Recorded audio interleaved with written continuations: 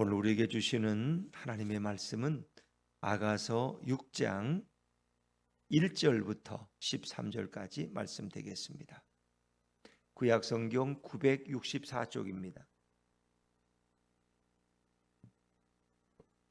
구약성경 964쪽 아가서 6장 1절부터 13절까지 말씀입니다. 여자들 가운데에서 어여쁜 자야, 내 사랑하는 자가 어디로 갔는가? 내 사랑하는 자가 어디로 돌아갔는가? 우리가 너와 함께 찾으리라. 내 사랑하는 자가 자기 동산으로 내려가 향기로운 꽃밭에 이르러서 동산 가운데에서 양떼를 먹이며 백합화를 꺾는구나. 나는 내 사랑하는 자에게 속하였고 내 사랑하는 자는 내게 속하였으며 그가 백합화 가운데에서 그 양떼를 먹이는구나. 내 사랑아, 너는 디르사같이 어여쁘고 예루살렘같이 곱고 깃발을 세운 군대같이 당당하구나. 내 눈이 나를 놀라게 하니 돌이켜 나를 보지 말라. 내 머리털은 길르앗 산 기슭에 누운 염소떼 같고 내 이는 목욕하고 나오는 암양떼 같으니 쌍태를 가졌으며 새끼 없는 것은 하나도 없구나. 너울 속에 내 뺨은 석류 한쪽 같구나. 왕비가 60명이요 후궁이 80명이요 시녀가 무수하되 내 비둘기 내 완전한 자는 하나뿐이로구나. 그는 그의 어머니의 외딸이요 그 낳은 자가 귀중하게 여기는 자로구나. 여자들이 그를 보고 복된 자라 하고 왕비와 후궁들도 그를 칭찬하는구나. 아침 빛같이 뚜렷하고 달같이 아름답고 해같이 맑고 깃발을 세운 군대같이 당당한 여자가 누구인가? 골짜기에 푸른 초목을 보려고 포도나무가 순이 났는가? 석류나무가 꽃이 피었는가 알려고 내가 호도 동산으로 내려갔을 때에 부지 중에 내 마음이 나를 네 귀한 백성의 수레 가운데에 이르게 하였구나. 같이 읽습니다. 돌아오고 돌아오라. 술람미 여자야, 돌아오고 돌아오라. 우리가 너를 보게 하라. 너희가 어찌하여 마하나임에서 춤추는 것을 보는 것처럼 술람미 여자를 보려느냐. 아멘. 할렐루야. 네, 이 새벽에 나오신 여러분이 우리 주님의 축복과 평화가 함께하기를 간절히 바랍니다. 자, 오늘은 시련을 통해 더욱 성숙해지는 사랑, 이런 제목으로 함께 말씀을 나누기를 원합니다. 우리가 많은 결혼식을 보고 또 참여할 수 있습니다. 요즘 이렇게 유튜브에서 올라온 결혼식의 장면들이 있는데 참 보면 놀라운 게 많아요. 예전엔 생각도 못했던 것들이 있죠. 이렇게 결혼식 진행하다가 신부가 갑자기 음악에 맞춰서 막 춤을 추기도 하고 또 신랑이 마이크를 잡고 노래를 하기도 하고, 그래서 이 결혼식 자리가 그냥 축제의 자리가 되고 무슨 가수가 와서 공연하는 자리처럼 느껴져요. 또 재미있는 것은 어떤 때는 또 신부의 어머님이 나와서 또 멋진 춤을 춰요. 그래서 그냥 한바탕 폭소가 나고 그냥 잔치집 같은 분위기가 됩니다. 그냥 그런 거 보면은 역시 참 다르구나. 예전에는 이렇게 주례자를 세워서 이렇게 결혼식 주례했는데 요즘 꼭 그렇지도 않아요. 신부나 신랑의 부모님이 주례를 하는 경우도 있고 또 자기들이 편지만 읽고 그냥 이렇게 결혼식을 진행하는 경우도 있고 참 다양하다, 그런 생각이 듭니다. 또 그 장소도 식사 한 끼에 10만 원, 20만 원짜리 호텔에서 또 그렇게 화려하게 진행하는 결혼식도 있고 또 이렇게 예배당에서 또 목사님을 모시고 진행하는 결혼식도 있고 또 그렇지 않으면 야외에서 아주 소박하게 또 하는 경우도 있고 다양합니다. 근데 한결같이 그들은 행복해 보이고 즐거워 보이고 또 정말 가장 행복한 부부처럼 그렇게 보입니다. 자, 그런데 이제 문제는 성적표입니다. 그렇게 아름답게 호텔에서 결혼식을 올리든 그렇게 댄스를 추면서 사람들을 폭소 가운데로 이끌었든 다 좋아요. 근데 정말 그들의 사랑이 얼마나 견고하고 얼마나 지속적이냐 하는 겁니다. 그런데 그 성적표는 너무나 초라하다는 겁니다. 미국에 예를 들면 한 10쌍이 결혼하면 반드시 7쌍은 결혼합니다. 또 이혼한 사람들이 또 뭐 재혼에 재혼을 해서 그보다는 또 낫겠지만 보통 10쌍이면 70%는 반드시 이혼한다. 우리 한국에는 요즘은 전에는 3쌍 결혼하면 2쌍이 이혼했는 저 3쌍 결혼하면 1쌍이 이혼했는데 요즘은 10쌍이 결혼하면 5쌍은 5년 이내에 반드시 이혼한다. 이게 거의 통계적입니다. 거기다 이제 황혼 이혼까지 겹쳐져서 그 숫자는 더 놀랍게 급증하고 있고 우리 한국의 이혼율은 세계에서 거의 1위입니다. 1위. 1위. 참 놀라운 이런 결과들을 봅니다. 왜 그렇게 행복해서 결혼했는데, 그렇게 좋아서 떨어져서는 못 살겠다고 했는데, 그렇게 결혼식에서 그렇게 행복한 모습으로 폭소를 터뜨리게 했던 그들이 무엇 때문에, 어떤 위기 때문에 그들이 갈등을 느끼고 서로 싸우고 헤어지고 도망가고 외도를 하고 다른 사람을 또 만나고 왜 그렇게 될까? 이게 참 안타까운 거예요. 자, 우리가 오늘 아가서는 솔로몬과 술람미 여인의 사랑의 이야기로 시작되지 않습니까? 그래서 저 수냄 쪽에 예루살렘 북쪽의 시골 동리 포도원에서 일하는 게달의 장막 같은 얼굴이 까무잡잡한 그 여인을 어느 날 솔로몬이 그 포도원을 방문했다가 보았는데 한눈에 반한 거예요. 그래서 그 여인을 사모하고 그 여인과 대화하고 그리고 결국은 화려한 마차를 끌고 와서 그 여인을 예루살렘으로 데리고 와서 멋진 결혼식을 올렸어요. 그리고 사랑의 미러를 나눕니다. 그리고 그 신부에 대한 아름다운 표현들을 보면 말도 못해요. 그렇게 아름답게 표현해요. 또 신부도 신랑에 대해서 그렇게 아름다운 표현들을 가지고 신랑을 칭찬하고 있습니다.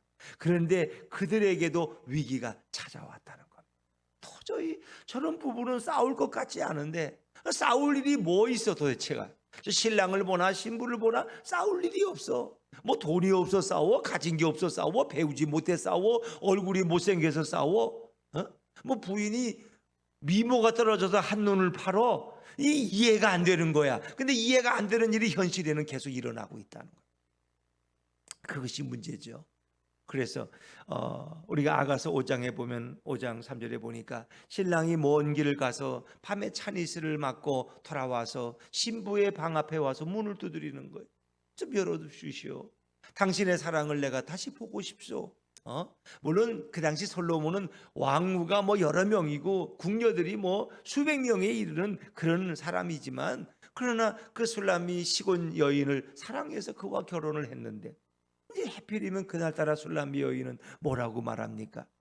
나는 이미 옷을 다 벗어서 다시 입으려면 너무 귀찮은데, 나는 이미 발을 다 씻었는데 다시 흙을 밟고 나가면 내가 다시 씻어야 되는데 그 너무 귀찮다고, 내일 오면 안 되느냐고.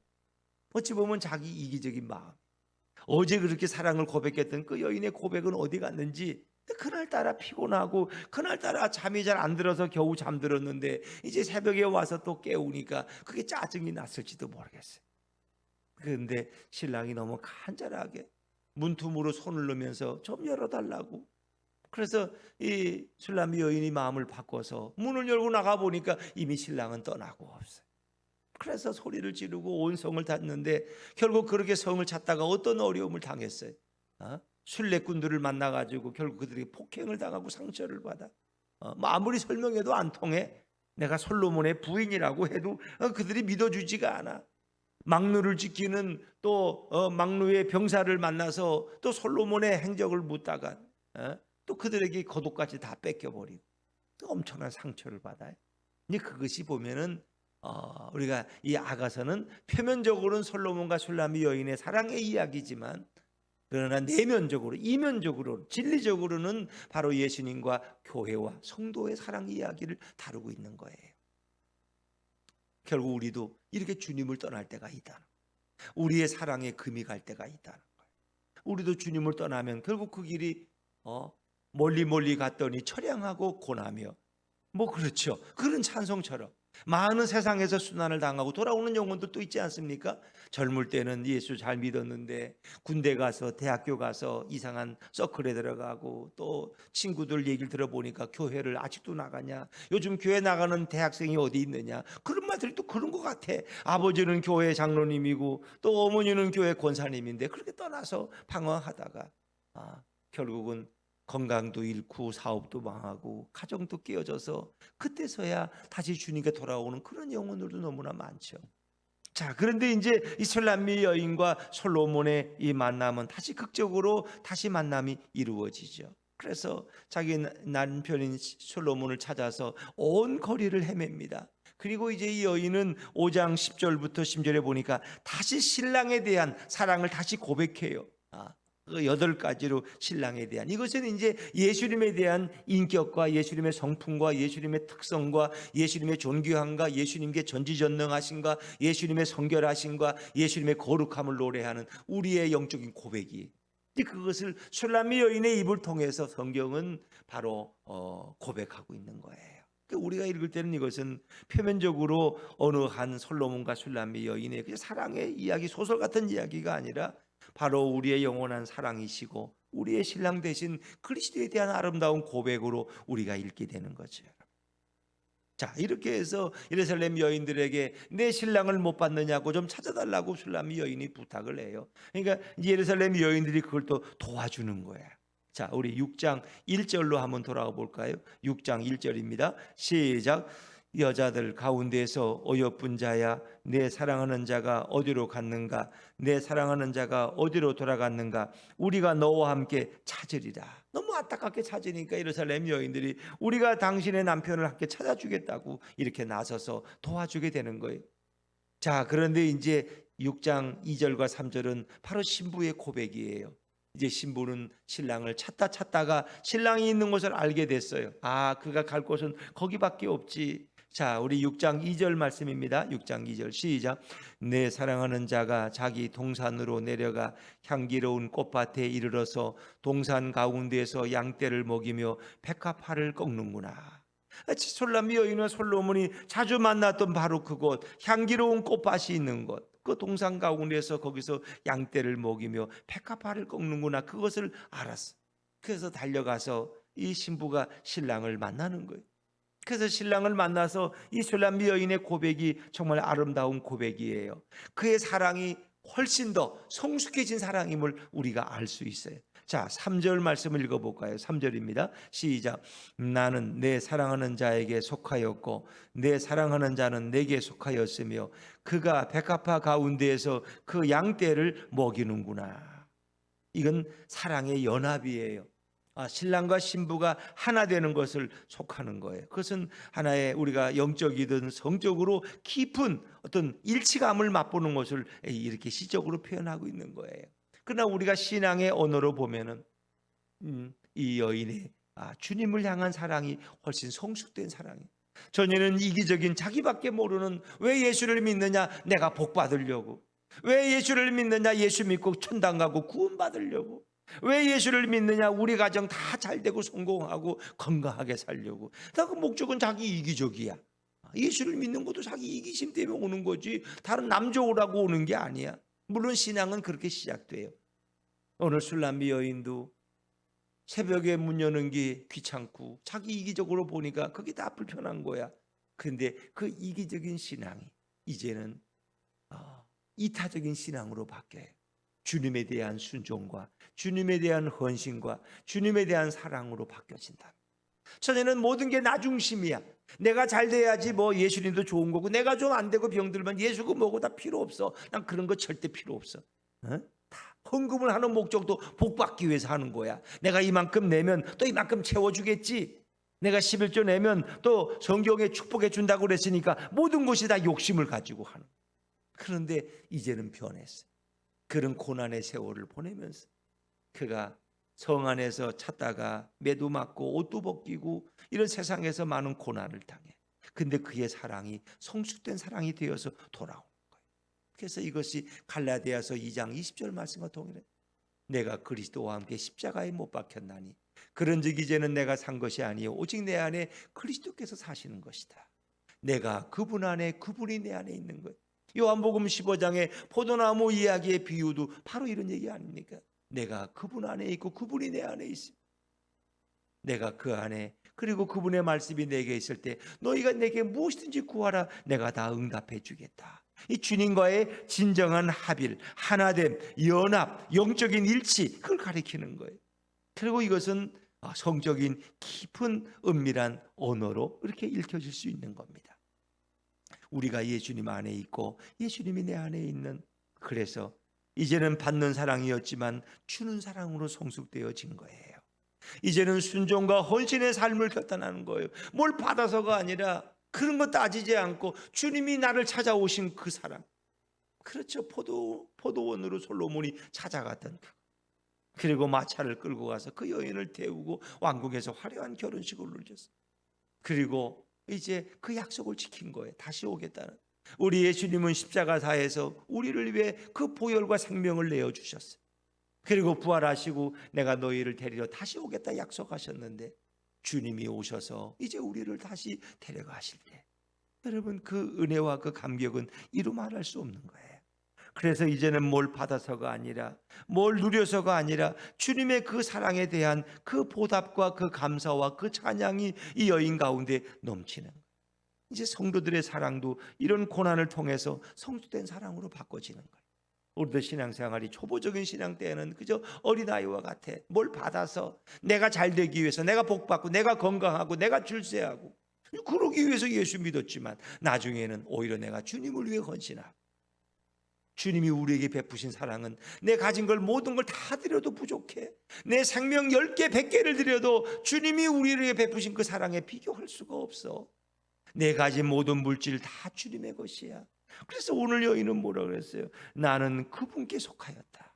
이제는 내가 가진 모든 것이 내 것이 아니야. 다 주님의 것이야. 근데 신앙이 이게 뭐 깊지 않을 때는 꼭 헌금할 때마다 내 지갑에서 꺼내서 내가 인심 쓰는 것 같아. 교회가 불쌍하니까 내가 좀 헌금 좀 해줘야지. 그래야 또 목사가 또 월급도 타고 또 생활하지. 내가 헌금을 좀 해줘야지 또 뭐 선교도 하고 또 이렇게 외국에 선교사도 보내고 그러지. 자기 돈 가지고 인심 쓰는 것 같아. 근데 성경적 원리로 보면 이 모든 것은 누구의 것이에요? 주님의 것이야. 내 생명도 주님의 것이고, 내 물질도 주님의 것이고, 내 지식과 재능과 모든 내가 잘난 체 하는 모든 것도 다 주님이 주신 거야. 잘난 얼굴도 주님이 주신 거야. 근데 우리는 착각하고 있어. 꼭 가난한 주님을 내가 도와주는 것 같아.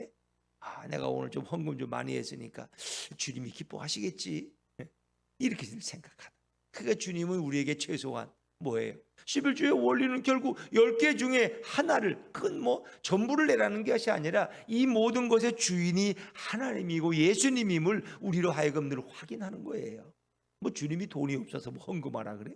그거 내라 그러면 다 내라 그러지, 그 뭐 10의 1조만 내라 그랬어요? 그러나 그것은 주님이 주신 것 중에 열의 하나를 드림으로써 주님이 이 모든 것의 주인임을 매번 우리는 확인하고 고백하는 거예요. 근데 이 11조나 헌금할 때 그런 느낌이 있지 않습니까, 여러분? 100만 원 벌 때 10만 원 헌금하는 건 좀 수월해요. 근데 1000만 원 벌어서 100만 원 하려면 좀 아까워. 내가 이렇게 많이 해도 되냐? 근데 어느 날은 복을 받아 1억을 벌었어. 근데 1000만 원을 하려니까 이래도 되나? 이런 생각이 들어. 우리는 착각하기 시작하는. 더구나 10억을 벌었는데 1억을 한다는 건 이 보통 믿음이 아니면 안 돼. 최경주 선수라는 분이 있죠, 골프 선수. 그분이 하와이에 와서 이제 가끔 경기를 하는데, 거기 계신 조일구 목사님이라고, 거기 정로교회 선교는 제 3년 후배 목사님이세요. 그분이 한번 우리 교회 와서 간증을 하시는 거예요. 지금 이제 주말에 이렇게 골프 경기가 있는데 금요 철야 집회에 왔다라는 거예요. 최경주 선수가 자기 교회. 그래서 와서 목사님 안수해 주십시오. 내일 중요한 경기가 있습니다. 그렇게, 그래서 안수를 해주고 정말 축복 기도를 해줬다는 거예요. 그런데 주일날 최경주 선수가 나온 거야, 예배당에. 토요일 경기를 끝내고. 그런데 그날 와가지고 1억을 헌금했다는 거 아세요? 1억. 우리 상상할 수 없는. 그래서 그 목사님이 그래. 그만한 세계적인 선수는 다 그런 믿음의 사람이에요. 그분이 원래 믿음이 없었어요. 근데 부인 따라서 교회 나간 거야. 온누리 교회 나가는 조건이 결혼의 조건이야. 그래서 믿음이 없던 사람이, 부인이 집안이 원래 온누리 교회 전통이 있고 뿌리가 있으니까 따라 나간 거야. 근데 이제 자기가 경기에 실패하고 슬럼프에 되고 막 이렇게 나이 들어가지고 늦기 시작해가지고 막 어렵고 허리는 아프고 1년씩 아무 경기도 못하고 치료받고 재활하고 그럴 때마다 부인이 기도해 준 거야. 주님을 바라보셔야 돼. 주님의 뜻이 있다고. 이 고난을 주시는 이유가. 근데 그가 놀랍게 40 넘어가지고 극적으로 부활해서 다시 세계적인 정상의 자리에 서게 됩니다. 참 놀라워요. 근데 그는 신앙을 그대로 고백하는 거예요. 근데 우리는 거기에 이르지 못하는 경우가 너무 많아요. 왜? 내 것이라고 생각하니까. 근데 오늘 이 여인은 내 사랑하는 자에게 나는 속하였다. 나는 주님께 속하였다. 주님 뭐라 그래요? 너는 내 것이라. 내가 너를 구속하여 불러나니 너는 내 것이라. 이사야 42장인가 23장에서 이사야 43장이죠. 내가 너를 보배롭게 여기고 내가 너를 존귀하게 여긴다. 주님 분명히 너는 나의 것이다. 너는 나의 소유다. 왜? 내가 너를 핏값으로 생명 주고 너를 건졌기 때문에 너는 나의 소유다. 그 마치 우리가 슈퍼에 가서 돈을 치르고 물건을 사면 이거 내 거죠. 이제 소유권이 바뀌는 거야. 주님이 우리에게 소유권이 바뀐 거야. 이제는 나는 내 것이 아니라 주님의 것이야. 나는 마귀에게 속하였어. 마귀의 종이었어. 마귀의 자식이었어. 근데 주님이 소유권을 바꿔주셔서 당신의 생명을 내어주시고 당신의 피를 흘리심으로 우리는 마귀의 자식에서 주님의 자녀가 되고 하나님의 자녀가 된 거예요. 소유권이 바뀐 거예요. 이 여인이 이제 성숙한 사랑으로 그걸 고백하는 거예요. 근데 놀랍게 이제 4절부터 9절까지는 이 솔로몬의 또 고백이, 신랑의 고백이에요. 근데 우리 주님께서는 그대로 돌아온 성도를 받아주시는 거야. 솔로몬도 이 여인에게 묻질 않아. 너 그때 잘못했지. 내 그럴 줄 알았어. 나한테 다시 정식으로 사과하라고 이렇게 말 안 해. 그 여인을 그대로 받아주는 거야. 그리고 그 여인을 예정하고 똑같이 사랑해주고 그 아름다움을 칭찬해주는 거예요.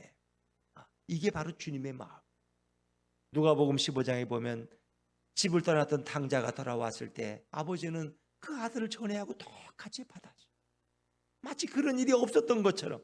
그것도 날마다 아침에 아들을 기다리다가 멀리서 아들이 거짓골이 돼서 오는 걸 태번에 알아보고 쫓아가서 아들의 목을 껴안고 입을 맞추고 그를 위해서 종들을 불러서 살찐 소를 잡아라. 새 옷을 입혀주어라. 가락지를 끼워주어라. 새 신발을 신겨주어라. 그러면서 칭찬. 근데 이제 큰 아들이 밭에 가서 일하다 와가지고 불평이야. 나는 죽도록 일해도 강아지 새끼 한 마리 안 주면서 이런 창기한테 재산 다 갖다 바친 이놈의 자식은 소를 잡아서 잔치를 벌여 해가지고 삐져가지고 나가는 거야. 근데 주님의 마음은 그런 거예요. 회개하고 돌아오면 그런 그냥 받아주시는 거예요. 그가 깨닫고 돌아온 거예요. 그게 이제 회개고 뉘우침이죠. 그래서 다시 그 술람미 여인을 향해서 최고의 아름다운 표현으로 그 여인을 칭찬하는 거예요. 자, 우리 4절 말씀 6장 4절로 합니다. 6장 4절입니다. 시작. 내 사랑아 너는 디르사같이 어여쁘고 예루살렘같이 곱고 깃발을 세운 군대같이 당당하구나. 내 사랑아 너는 이 디르사라는 것은 북이스라엘의 아름다운 성읍의 장읍. 근데 아주 아름다운 성읍이야. 그러니까 너는 디르사같이 어여쁘고 예루살렘같이 곱고 예루살렘도 아름다운 성읍이에요. 깃발을 세운 군대같이 당당하구나. 그 여인의 위풍이, 그 여인의 아름다움이 그대로 솔로몬은 칭찬하는 거예요. 주님은 우리가 돌아오면 과거를 묻지 않으세요. 과거는 주님은 처음 우리를 보는 것처럼 기쁘게 맞아주시고 우리의 상처를 싸매주시고 우리의 흠과 더러운 것들을 다 깨끗하게 바꿔주시는 거예요. 그 주님의 모습이에요. 자, 그리고 이제 5절부터 7절까지는 5절에 내 눈이 나를 놀라게 하니 내 머리털은 또 내 이는 목욕하고 암양 쌍태 같고 7절에 너울 속에 내 뺨은 석류 한 쪽. 그러니까 8가지로 했는데 이제 4가지로 하는데 이제 그 4가지는 뭐예요? 전에하고 똑같은 표현을 사용해요. 그것은 주님의 사랑이 변함이 없다는 거예요. 어제나 오늘이나 그 술람미 여인을 향한 솔로몬의 사랑은 변함이 없다는 거예요. 이것은 보면은 신랑 되신 우리 주님께서 우리가 돌아올 때 그대로 받아주시는 거예요. 그러면서 이 궁에는 왕비가 60명, 후궁이 80명인데 시녀는 몇백 명이 돼. 그런데 그 가운데서도 술람미만한 여인이 없다는 거예요. 술람미 여인의 최고의 칭찬을 보내요, 솔로몬은. 그것은 바로 주님이 우리를 그렇게 이쁘게 보아주신다는 거예요. 집 나갔다 돌아온 자식이 뭐 이뻐. 그렇게 예수님 욕하고 딴짓하고 다니다가 돌아왔는데 뭘 그렇게 이쁘게 받아? 너는 한 3일 굶고 반성하고 반성문 10장 쓰고 그리고 일주일 후부터 내 식사 자리에 들어와라 이렇게 말할 수 있어요. 근데 주님은 그렇지 않다. 자, 우리 8절과 9절 말씀 8절과 9절 같이 읽죠. 시작. 왕비가 60명이요 후궁이 80명이요 시녀가 무수하되 내 비둘기 내 완전한 자는 하나뿐이로구나. 그는 그의 어머니의 외딸이요 그 낳은 자가 귀중하게 여기는 자로구나. 여자들이 그를 보고 복된 자라 하고 왕비와 후궁들도 그를 칭찬하는구나. 9절에 보니까 내 비둘기. 전에도 그 여인의 눈이 비둘기 같다고 솔로몬이 여러 번 칭찬했어요. 비둘기같이 순결하고 깨끗하구나 너는. 내 완전한 자는 하나뿐이로구나. 그러니까 그가 병들어서 돌아오고 상처가 받아가지고 돌아오고 모든 거 다 뺏기고 돌아오고 거지가 되돌아와도 주님이 볼 때는 우리는 완벽한 신부야. 주님은 우리를 완벽한 신부로, 마치 돌아온 둘째 아들 탕자의 그 거지 꼴을 다 벗어던지고 깨끗한 옷으로 새로 가락지를, 새로 신발을, 새로 옷을, 살찐소를 잡아서 그를 아들로 받아들이는, 너는 우리 집의 종이 아니라 너는 내 사랑하는 아들이다. 근데 완전한 자는 오직 하나밖에 없다는 거예요. 그리고 그의 어머니의 외딸 그 낳은 자가 귀중. 이거는 이제 신부에 대한 칭찬에 대한 어떤 그 당시의 습관적인 언어예요. 그리고 여자들이 그를 보고 복된 자라 하고 왕비와 후궁들도 그를 칭찬하는구나.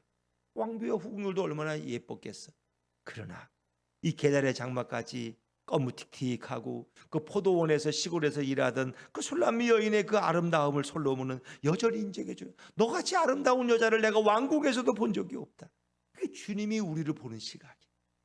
주님은 우리를 그 많은 몇십억의 인구 중에서도 우리를 최고로 이쁜 내 사랑하는 자라고, 그렇게 누구와 비교할 수 없는 자라고 우리를 받아주시는 거예요. 주님의 사랑은 정말 놀라운 사랑 아닙니까?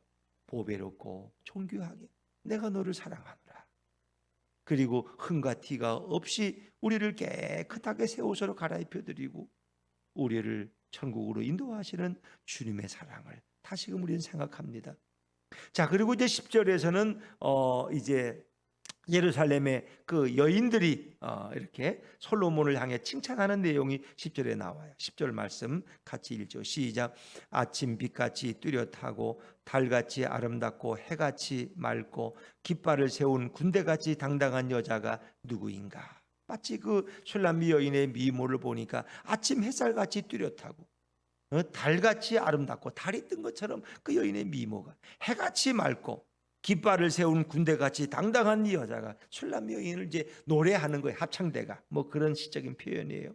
그리고 11절 12절은 슐람미의 고백이, 솔로몬이 자기를 받아주니까 너무 고마워서 12절에 보니까 부지 중에 내 마음이 나를 내 귀한 백성의 수레 가운데에 이르게 하였구나. 부지 중에 내가 이렇게 신랑을 한테 이렇게 쌀쌀맞게 대하고 내가 이렇게 잘못하고 내가 신랑을 찾다가 많이 고난도 당하고 방황했지만 다시 신랑이 나를 받아줘서 내가 내 귀한 백성의 수레 가운데, 그러니까 솔로몬이 그 여인을 다시, 슐람미를 자기의 그 왕의 수레에 다시 태워주는 거예요. 예전의 위치로 다시 돌아간 거예요. 돌아오가니까 다시 그 아무나 탈 수 없는 그 왕의 수레에, 그를 화려한 수레에 태워주고, 그랬더니 이제 합창대가 뭐라고 노래하느냐? 우리 잔치를 벌이고 춤을 추자. 그러면서 13절에 이제 예루살렘 여인들이 이렇게 찬양하는 것으로 끝납니다. 13절 말씀, 13절 시작.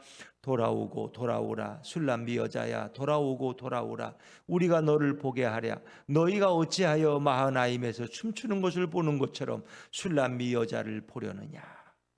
돌아오고 돌아오라. 그러니까 돌아왔기 때문에 이제 그렇게 찬양하는 거죠. 돌아오고 돌아오라 우리가 너를 보게 하라. 너희가 어찌하여 마하나임에서 춤추는 것을, 마하나임 합창단, 뭐 마하나임 뭐 이렇게 뭐 율동팀, 그런 노래 많죠. 이 마하나임이라는 뜻은 원래 두 군대 또 두 무리의 천사들, 이런 의미가 있어요. 마하나임. 그래서 야곱이 돌아올 때 거기서 천사들이 함께했다. 그래서 마하나임이라고 불렀는데, 이 마하나임이라는 것은 또 지명으로도 불립니다. 그래서 마하나임 사람들이 춤을 잘 췄대. 마하나임의 춤은 아주 뛰어난 춤쟁이들이야, 그 사람들은. 그러니까 마하나임에서 춤추는 것을 보는 것처럼 슐람미 여자를 보려느냐. 이것은 이제 거기서 춤의 축제가 열린다는 거예요. 아마 이 슐람미 여인의 춤추는 모습을 그들이 보고 싶고, 또 그렇게 춤을 추면서 돌아온 것을 기뻐하고 축하하는 그런 잔치가 벌어질 것을 이제 암시하고 있는 것이죠. 오늘 중요한 결론은 무엇입니까? 성경은 표면적으로는 솔로몬과 슐람미 여인의 사랑 싸움을 다루고 있지만 이면적으로, 진리적으로는 주님을 사랑했다가 주님의 사랑을 입었지만 다시 세상으로 돌아갔던 영혼이 다시 예수님께로 돌아올 때 주님 우리를 기쁘게 받아주신다. 그리고 어떤 실수와 어떤 죄악도 어떤 흠도 묻지 않으시고 예전과 똑같이 아니 그 이상으로 우리를 축복하시고 사랑하시는 그 예수님의 사랑, 그것을 노래하고 있는 것입니다. 우리 예수님은 바로 그런 겁니다. 주님의 사랑은 변함이 없습니다. 이런 과거에 돌아보면 너무나 흠투성이고 너무 잘못이 많고 너무 실수한 게 많고 너무 회개할 게 많은데 주님은 우리가 회개하고 돌아오면 그대로 다 받아주시고 예전보다 더 사랑해 주시는 주님의 사랑. 그래서 우리는 그런 가운데 우리의 사랑이 날마다 성숙되어서 이제는 받는 것보다 주는 것을 더 기뻐하고 주님이 우리를 어떻게 축복하시나 보다 내가 주님을 위해 어떻게 헌신하고 내가 주님을 위해 어떻게 찬양할까, 그것을 생각하는 성도로 바꿔지는 거죠. 오늘 이런 성숙한 신앙으로 우리 주님께 한 걸음 한 걸음 더 나아가는 예수품교회 성도들 되시기를 주의 이름으로 축원합니다.